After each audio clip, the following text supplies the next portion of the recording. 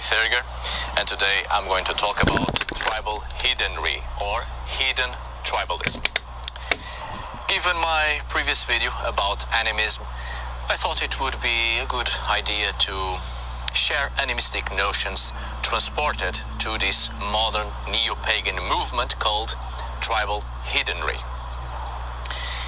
In neo-pagan movements, especially throughout the second half of the 20th century, a lot of animistic concepts have been introduced in the modern reconstructions of pagan religions and cults. The animistic philosophy became a very important component in the neo-pagan religious reconstructions, and it has a great influence in neo-pagan movements, mostly due to the awareness of the human impact upon nature and the growing environmental activism. So many neo-pagan movements seek to reconstruct the pagan religious past by seeking the origins of those pagan religions into a more tribal past when animism was still very much part of the pagan mind, trying to rebuild indigenous traditions. Tribal heathenry is a very specific movement within Germanic and Scandinavian neo-paganism, with a great focus on tribal concepts, a great focus on the family structures and relations, a reconstruction of the pagan Germanic mentality and culture of the historical period before the conversion to Christianity and even before Roman influence upon the Germanic religious tradition and structure. But I really do think that it's important to explore this concept of heathenry and why it's so different from the rest of the Germanic neo-pagan movements. The term heathenry is often used as a synonym of Alsathru and Odinism. We often refer to as heathens all those who one way or another are part of Germanic and Scandinavian neo-pagan movements.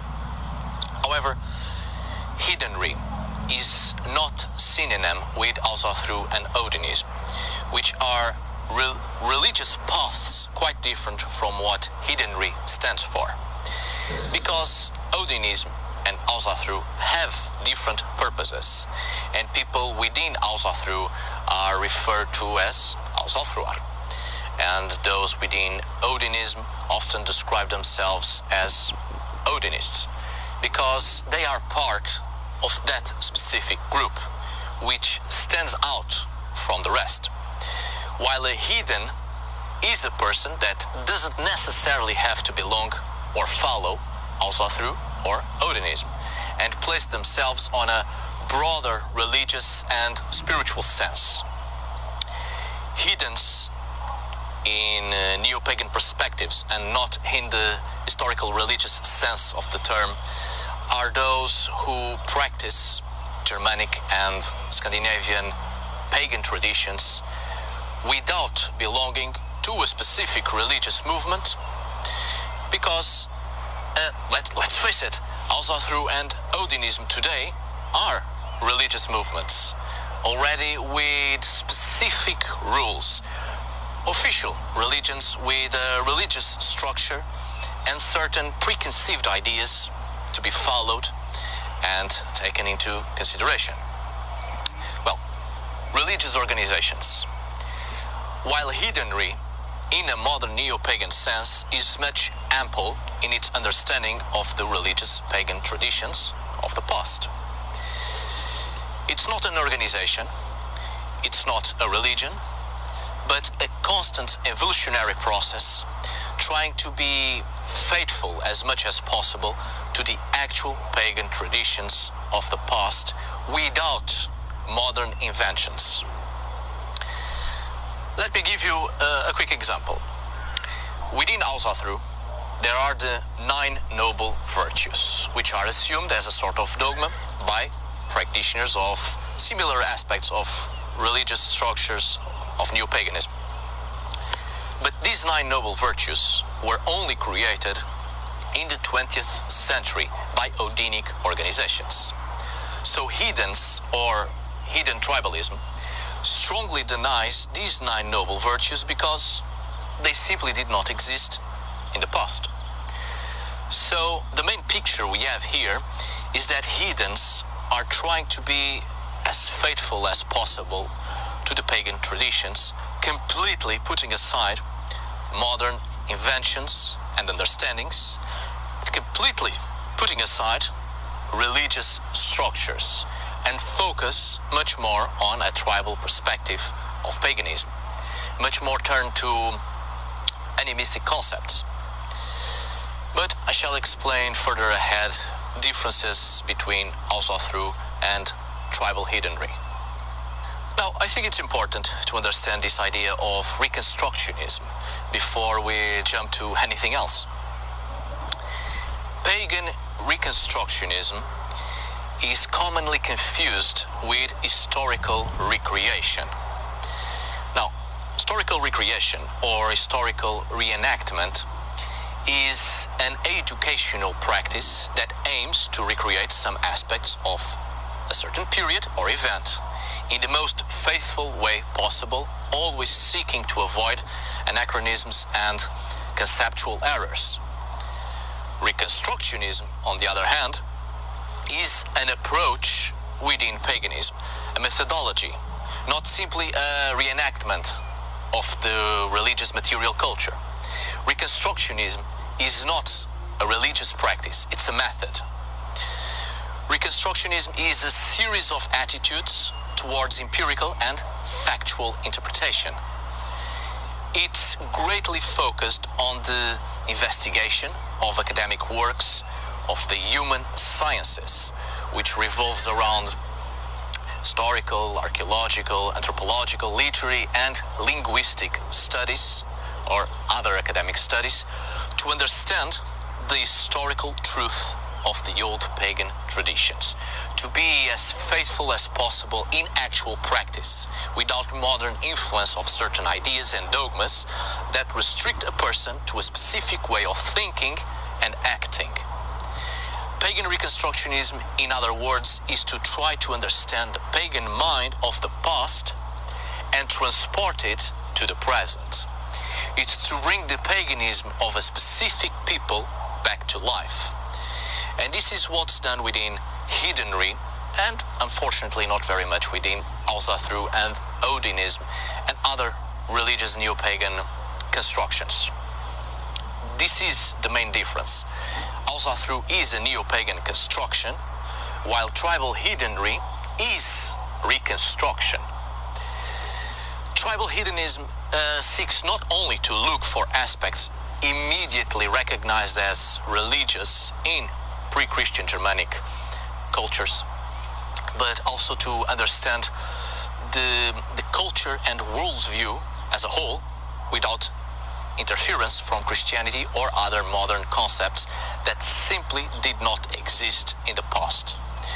Tribal heathenry is about understanding the world view of the past, which is very much different from our modern world views that have been transported into Ausarthru and Odinism and such others, which end up creating wrong perspectives of paganism because we are focused on our modern consciousness and we create parallels with paganism.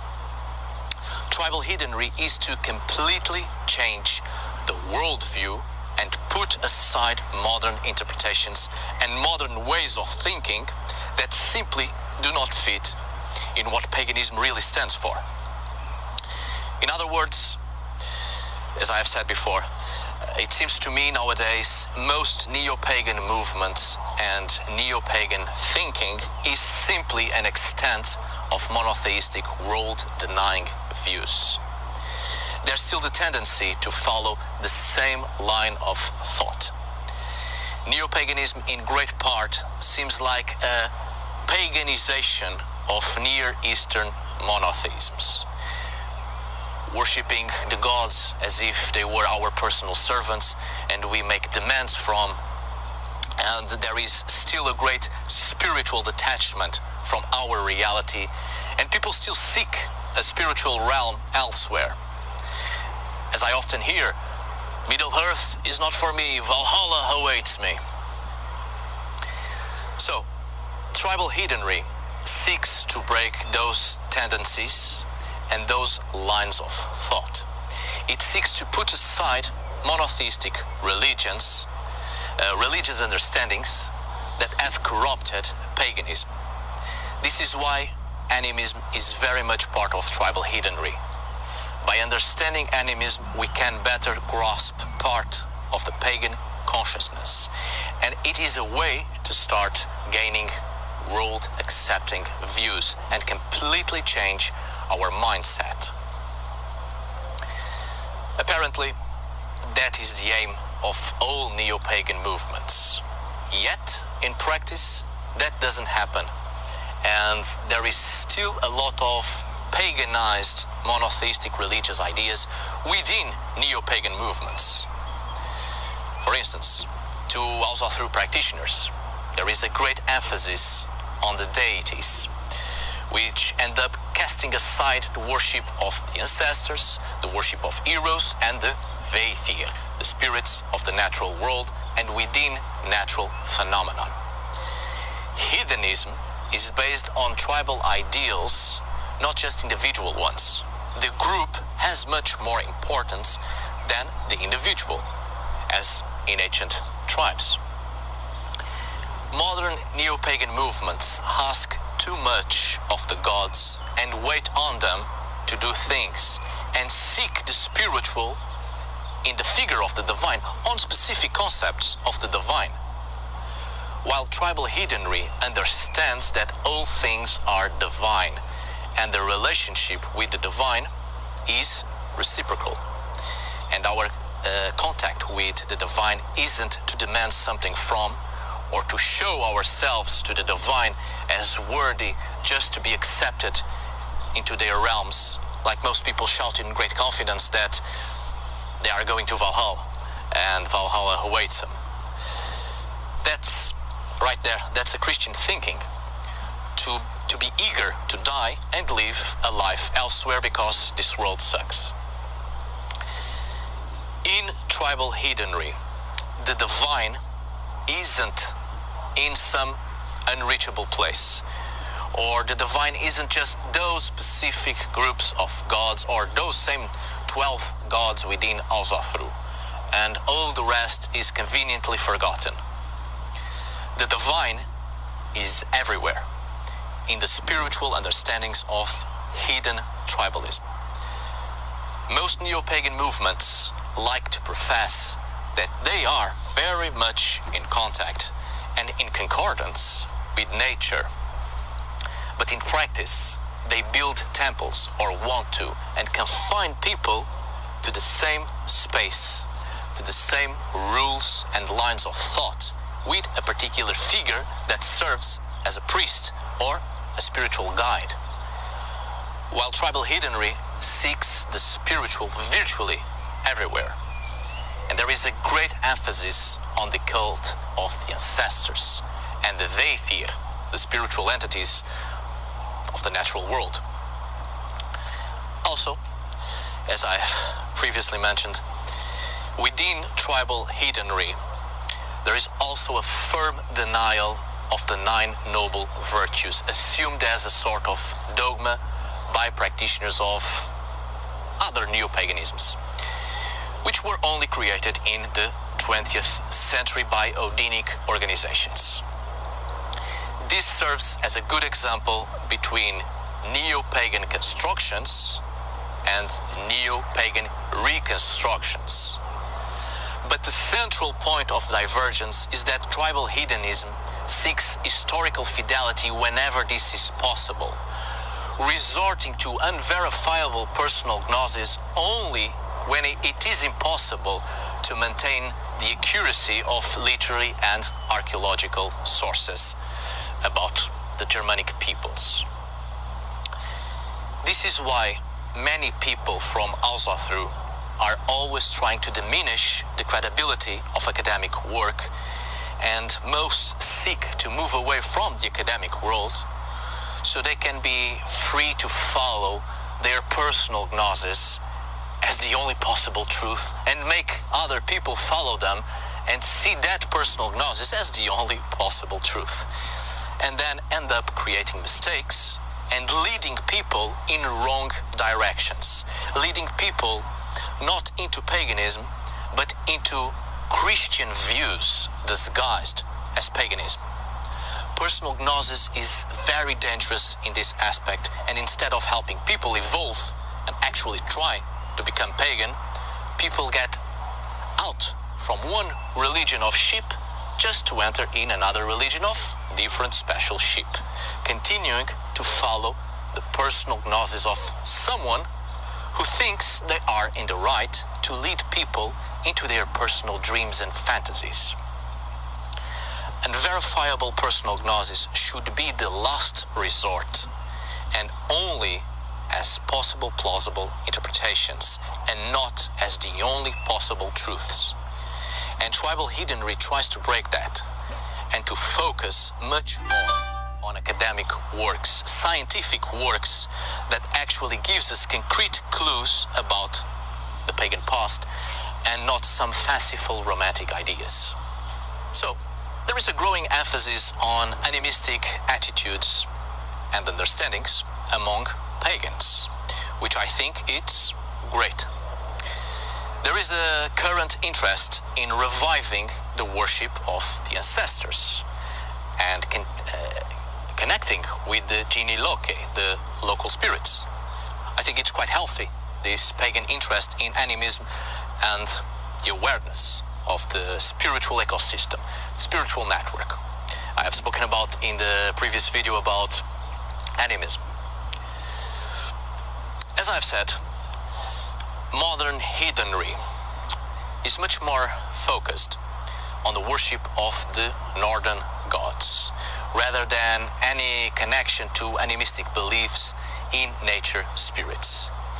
Even though nowadays all over Europe we can still see the traces of animism that survived through folk traditions. For instance, in Iceland, there is still a lot of people who believe in elves, mainly the Hurdelfolk, the heathen people. The belief in these supernatural entities are surviving traces of animism, which is still very much alive, and a lot of people still leave offerings to such beings, even they themselves are Christians. Certain animistic beliefs remain alive in the continuous traditional practices within folklore. But many modern neo-pagan movements seek to destroy that, possibly unwillingly and unknowingly, but by focusing solely on the same dozen deities, neo-paganisms end up helping destroying the origins of paganism, which is these animistic understandings of the world and the spiritual network that surrounds us, this environment we are very much part of. Alzathru, for instance, much like many of the Germanic neo-pagan organizations, has this idea that the religion is an alliance of the gods and with the gods, and it is these gods and goddesses that are the focus of religion as it is practiced today. It's true, and we are all aware of this approach and religious understandings by the written material of these organizations and their ritual practices. This emphasis is quite clear. That's where the problem resides. It's only about the gods. There seems to be no room for a spiritual approach to the spirits of nature, and in this modern tradition, so very much rooted in honoring its pantheon. Why is this? Why are the people of these organizations that call themselves pagans and heathens putting aside one of the main aspects of ancient paganism? Why are they trying not to actually be pagan and include a spiritual reality that was in fact more common than worshipping the gods themselves? You know the answer to that, and I'm not going to answer that for you because it becomes quite clear, and I'm not going to waste time stating the obvious. If we look at the hidden traditions of the past and the surviving folklore and the written sources, there are many references to minor spiritual entities, which the Anglo-Saxons often call them wights, and the old Nordic peoples call them Veithir, suggesting that traces of animism were still very much alive even during the Middle Ages. What about the Holfar, the Dwergar, Jotnar, Heithins, Water Wights, the Landveithir, the Draugr, the Fylgjur, Valkyriur, and so on? All spiritual entities of place, or spirits of the ancestors, or the manifestation of parts of the soul of a specific spiritual entity or person, spirits of nature, etc. Yet, despite all these references to a living spiritual world very much part of the daily lives of ancient pagans, an underlying world completely outside the divine mythology of Northern Europe, there seems to be a minimal recognition, close to nothing, of these beings in modern practice, in modern paganism. Just think about the Northern European accounts of wizards and spellcasters, sorcerers and practitioners of Seidra and whatnot, of people that in their magical religious approaches are seldom in touch with the gods themselves and more with local and ancestral spiritual entities.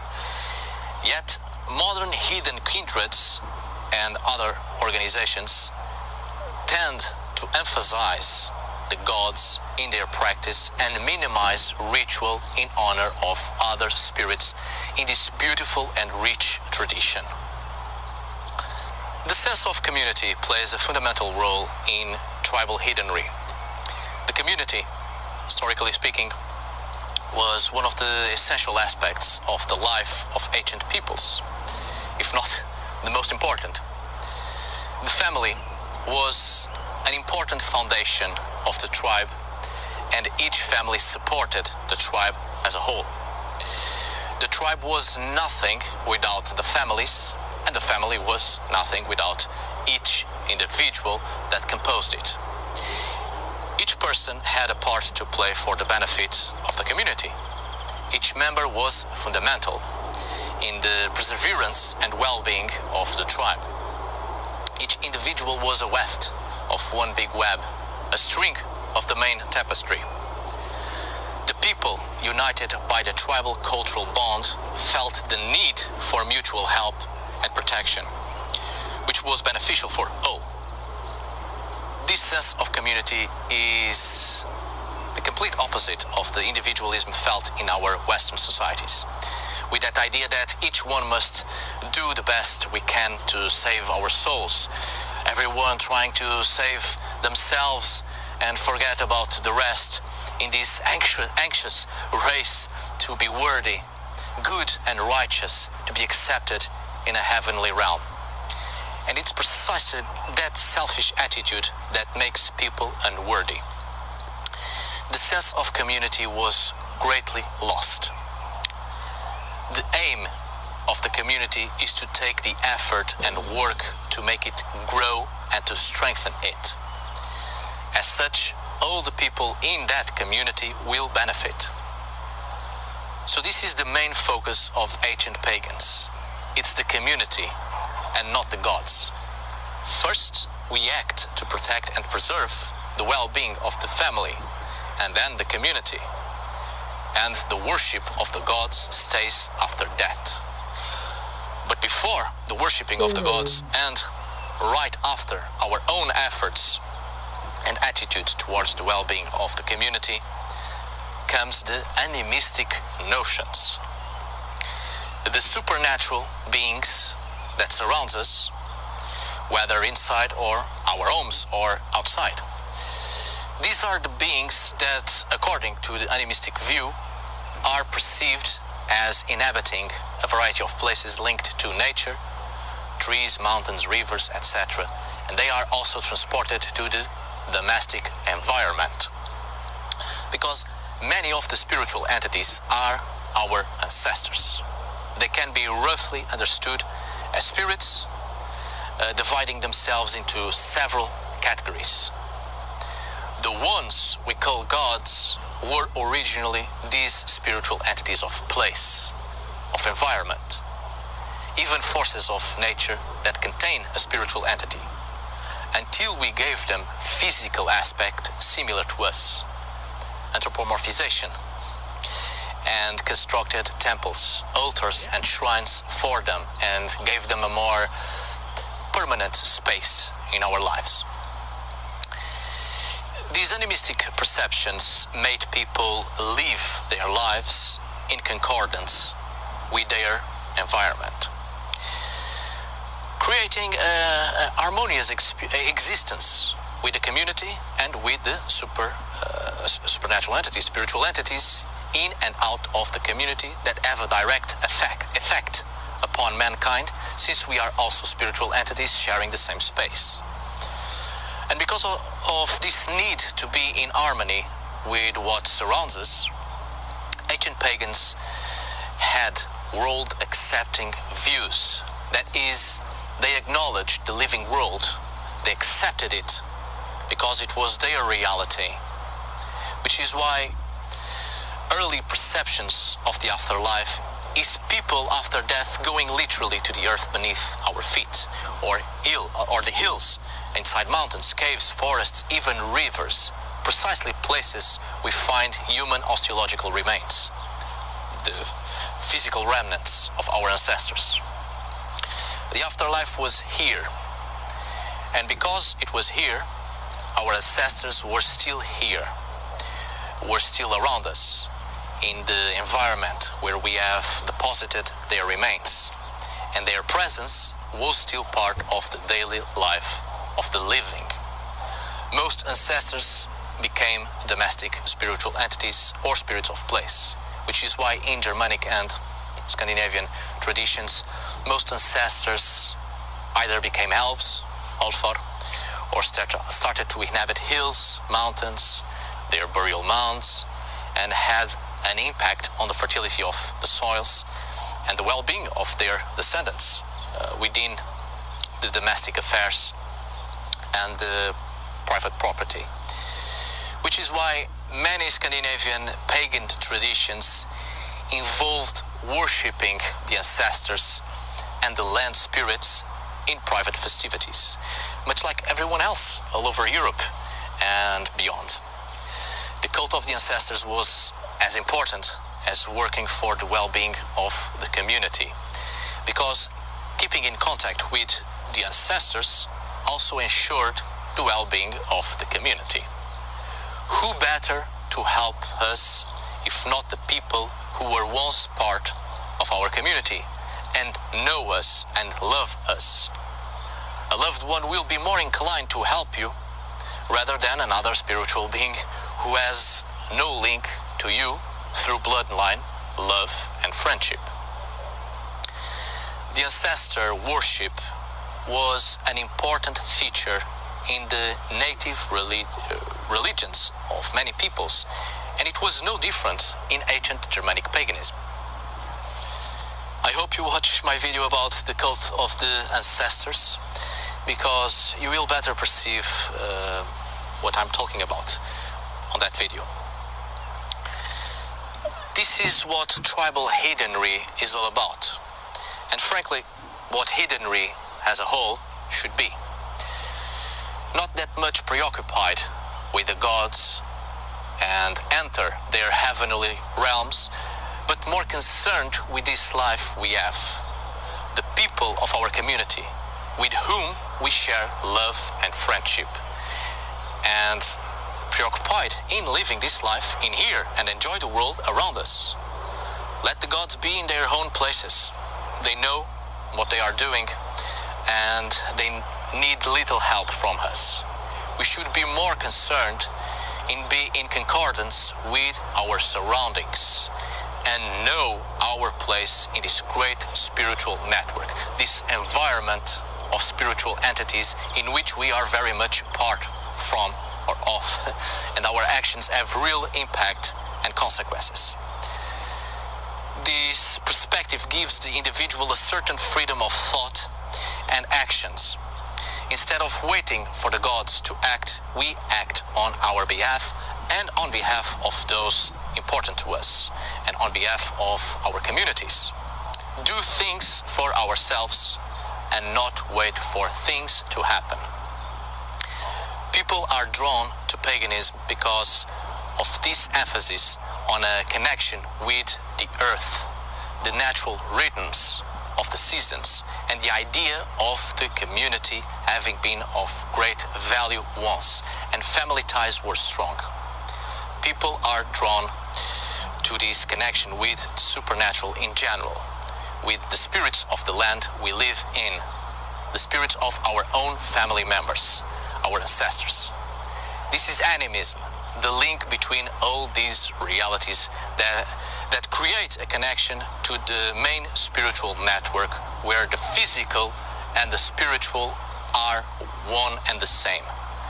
Going beyond religious notions of judging deities and heavenly realms we must gain access to, which in fact prevent our spiritual growth and break the interaction between the individual and the spiritual, and between the individual and the divine, because everything is divine, not just those same dozen deities.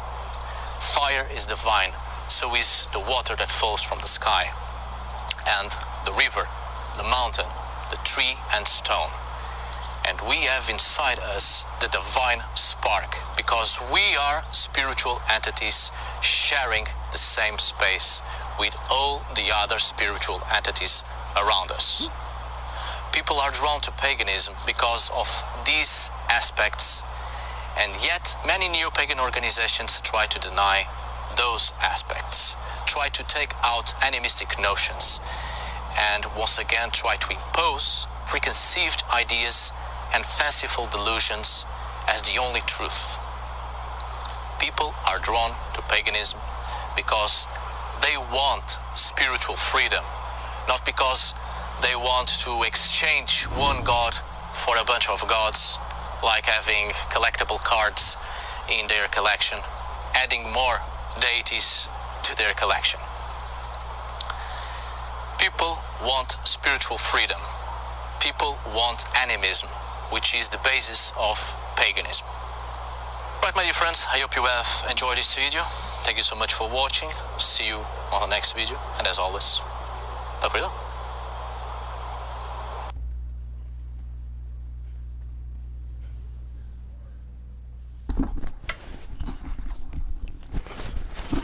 And on that little history lesson note, I will take the mic back and start talking to you guys, even though no one's here right now. However, Casey was here and I missed him. Good vibes to you, my bro. I hope everything's alright today. As we sit in our little shells playing our games, nothing I got a problem with. What I enjoy doing now.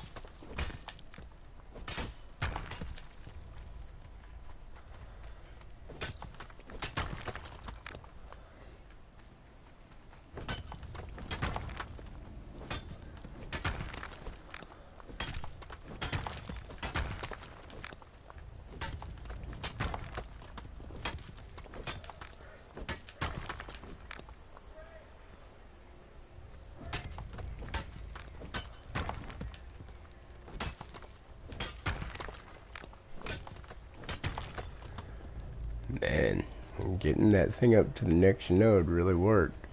I popped those things in 2 hits. I can deal with that. Now, if Mulan would just get over here, cause I gotta give her some shit. Well, I gotta give her some rock. Damn crack whore. Who wore?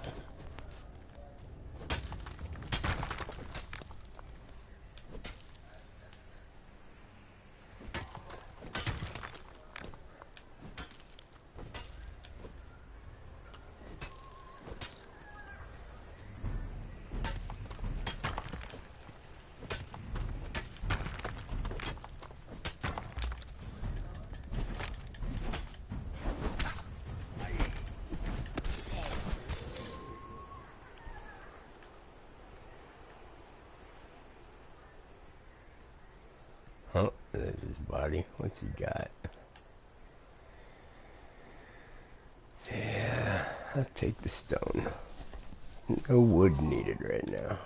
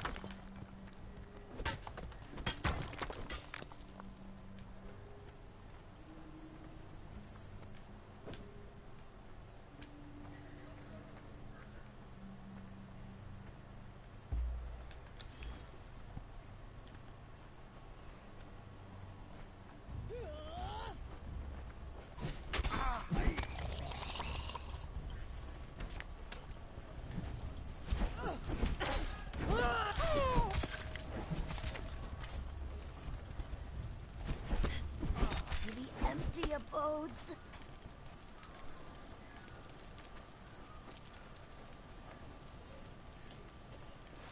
Take that.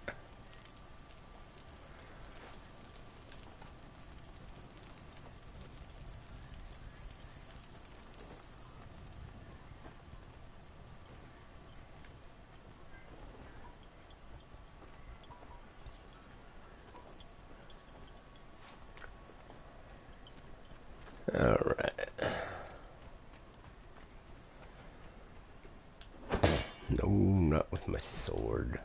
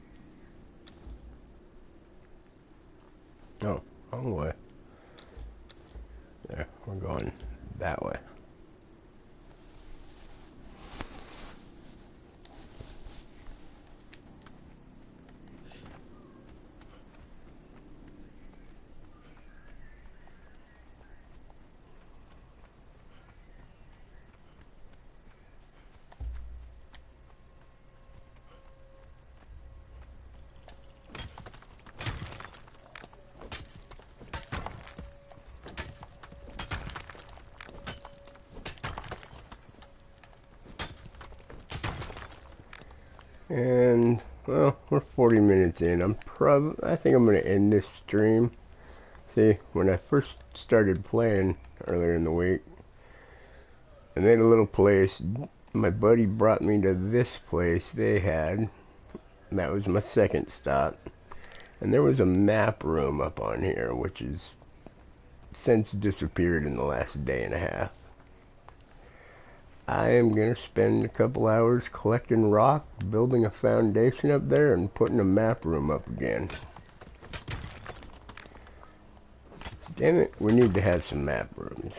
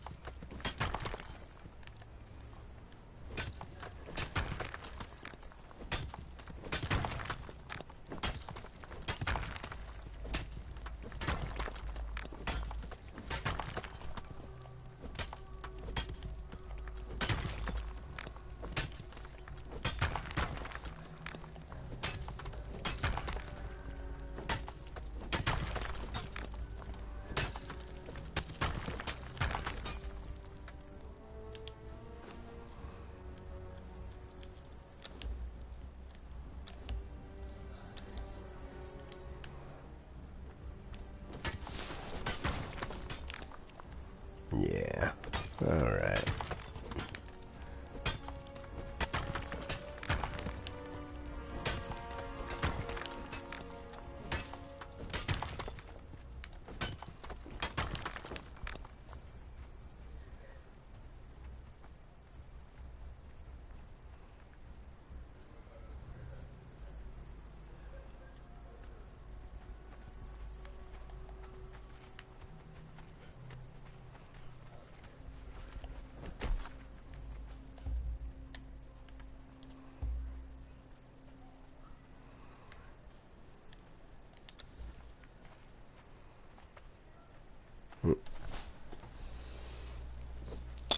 I wonder if I can build over these guys.